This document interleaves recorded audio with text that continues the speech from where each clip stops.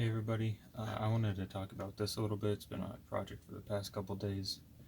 Uh, this here is a Radeon Instinct MI25 that I've flashed a wx9100 BIOS on so that I can use the little display port here.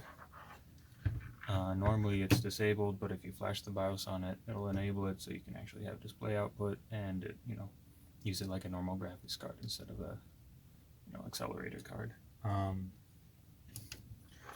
It took quite a bit of work to get it into this condition where it's usable. First thing I had to do was free out this little guy. Normally it's blocked by the shroud or the little bracket here. You have to cut out some slots for it. I went ahead, maybe you can see this, and reinforced this display port since it's pretty flimsy. I put a little piece of rubber between the heatsink and the port so that when you press in against it, you're not going to bend the port back because this thing's really flimsy in there.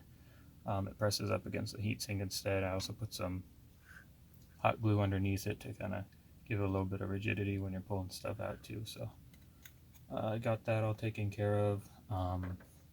Obviously the heat dissipation solution has had quite a bit of work done on it.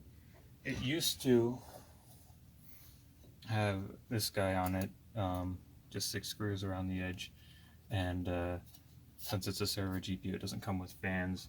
I was using this thing here. It would sit on the end of the card here, and you put a 120mm fan in there and it'd blow air through, but that sucks and didn't get much air through. So instead what I did is I just hot glued a fan like directly blowing down in and onto the little heatsink here and through this one, and electrical taped up all the sides. This works much better, keeps the GPU around 75 C max under full load at 175 watts, which pretty good, I think. So that's the cooling solution taken care of. Then to actually get the BIOS on there was quite a process. This card has 2 BIOS chips, one here, one here. The first one's no problem. I was using one of these little clip-on chip reprogrammers, and the first one's easy. It works just fine. You clip it on, reprogram it. The second one is much flatter to the board. There's no little legs to clamp on. What I ended up having to do was, I don't know if you can see this very well, I had to put little solder balls on all the little like nubs of pads this thing connects to in order to get the clamp to be able to actually contact the chip so I could reprogram it. That was a big pain, both sides here. That took a lot of work. Then one of the issues I ran into was that the wx9100 BIOS I put on here didn't actually work for this card. I don't know what was wrong. It's the wx9100 BIOS that's on Tech Power Up, and for some reason it just would not work. So I went and found a different wx9100 BIOS from somebody else who had done this mod, and that one worked just fine. I used the ATI flash tool for that, since with the wx9100 BIOS I put on there originally, it was recognized in Windows, so I could use that to flash it. In hindsight, I kind of wish I had just used Linux to flash the BIOS originally, since with the MI25 BIOS it doesn't show up in Windows because there's no driver, so you can't use the flash tool. It does have Linux drivers though. The reason I didn't do that was because I was having a hard time getting a PC to even recognize it. I tried 3 different computers with 3 different motherboards, and only one of them would boot with this guy in it. I did all the stuff you're supposed to do, enable, disable CSM, enable above 4G decoding, all that didn't really matter. Only one motherboard would recognize it, and that was an X99 platform Intel. So maybe because it was a server thing, it just worked. The two that didn't were an X370 motherboard and an X470 motherboard, both AMD. So I don't know. I decided that it would be easier to flash it, and it wasn't really, just because of that one wonky chip there. After that, I had a hell of a time trying to get it to perform adequately, because once you put the wx9100 BIOS on there, if you don't do any overclocking, it performs worse than a Vega 56, which sucks. This has, I think it's the same chip as the Vega Frontier Edition, or it's basically a Vega 64. So performing worse than a Vega 56 is not good, even for 70 bucks. So trying to overclock it was a pain because everything's locked down. So you have to do weird stuff. Eventually I used Overdrive End Tool, and that was able to do some overclocking. You can change the clocks in there, but the voltages are pretty weird. You can't lower the maximum voltage at all. It'll still boost it up even if you try to set a limit to like 1 volt. It'll still go up to 1.2. So what you can do is you can raise the minimum voltage, which is what I ended up doing. So I have it set to 950 millivolts, and then from there you can set the clocks to like a static clock, and it will mostly stay at the lowest voltage level. So what I ended up stable at was 1350 megahertz on the core, and then that's at 950 millivolts. For the memory is weird because it seems like if I raise the memory frequency at all, it tries to fight the core for power. And so what either ends up happening is that the memory will drop clocks down to like 500 megahertz, which is terrible, or the core will just intermittently drop down to like 26 megahertz, which, you know, makes huge stutters in any games or benchmark you're running and is no good. So memory is just the stock clock, which is I think 945 megahertz. Maybe there's something more I could do there.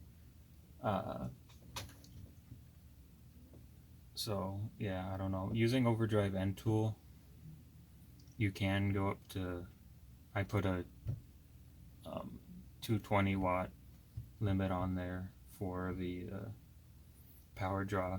That made it uncomfortably hot,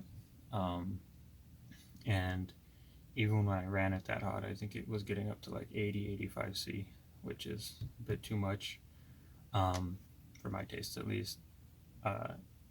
It wouldn't even go up another 50 megahertz on the core. I couldn't get 1400 stable, so I just dropped it back down, and it runs pretty cool. Like I said, around 70 C max, which is fine for this little dinky heatsink.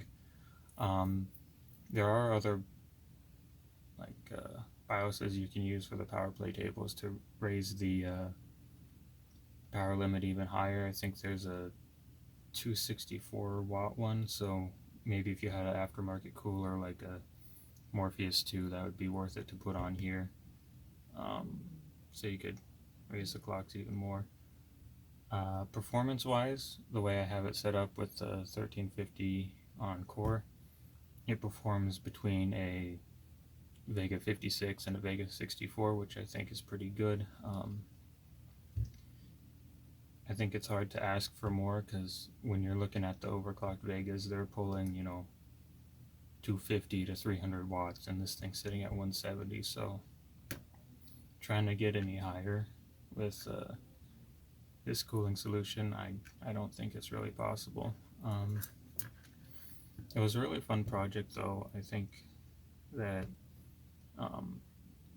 you know, I don't think it's viable if you're trying to get a budget GPU. I was really hoping it would be, a pretty easy process, but it's a bit of a pain in the butt, and the results are decent, but it's probably still better to just get like a, decent deal on a 5700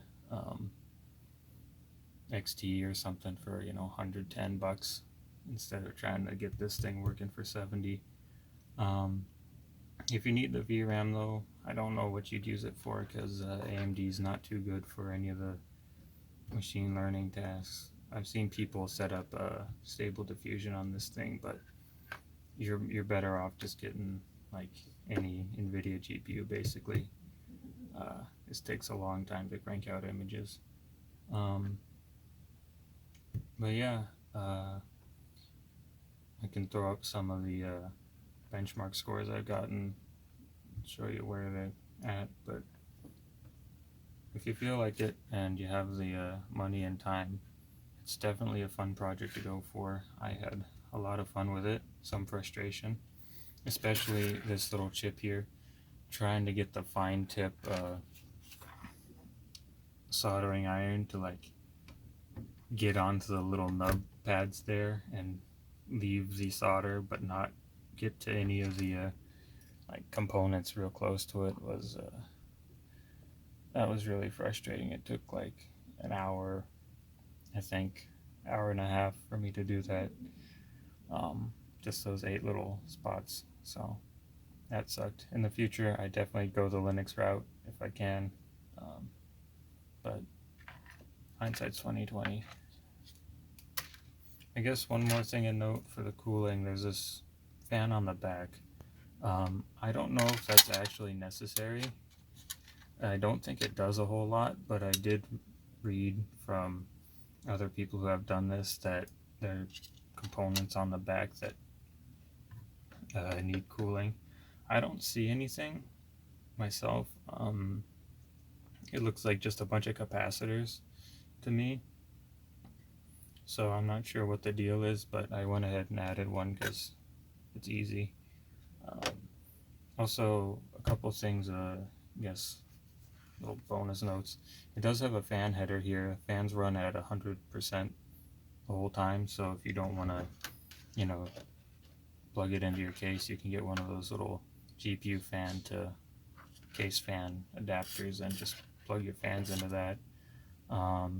So that's pretty nice. When overclocking the card, it's a bit of a pain in the butt, because if this thing crashes, there's a little buzzer here, and that will make a really loud, annoying ee sound, just ear piercing, and it sucks. So it'll shut off video and it'll do a little buzzing thing until you restart the system. So that sucks, but otherwise, good card, fun to mod. I don't know. Is it worth it for performance wise? If you have a lot of junk like extra fans sitting around and you only need one display, I guess. But yeah, other than that, I don't know. Anyways, hope you found it interesting. Thanks for watching.